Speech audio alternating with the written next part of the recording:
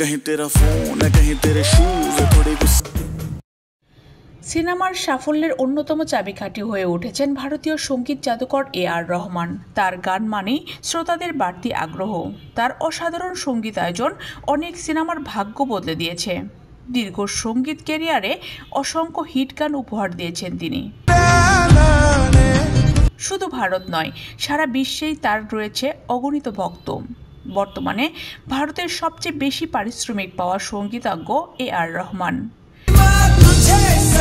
Pink ভিলার প্রতিবেদন অনুসারে মা তুজে সালাম খ্যাত এই কিংবদন্তি প্রতিটি গানের জন্য 3 কোটি রুপি পারিশ্রমিক নেন, আর একটি সিনেমার জন্য তিনি নেন 8 থেকে 10 কোটি রুপি।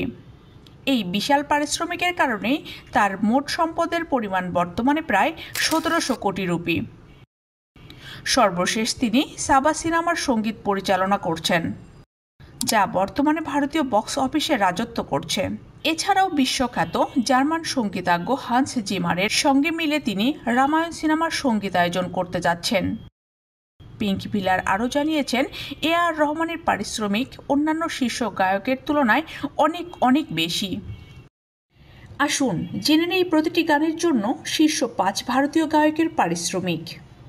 আর রহমান 3 কোটি রুপি, শ্রেয়া ঘোষাল 25 লাখ রুপি, সুধিনী চৌহান 18 থেকে 20 লাখ রুপি, অরিজিৎ সিং 18 থেকে 20 লাখ রুপি, সোনু নিগম 15 থেকে 80 লাখ রুপি।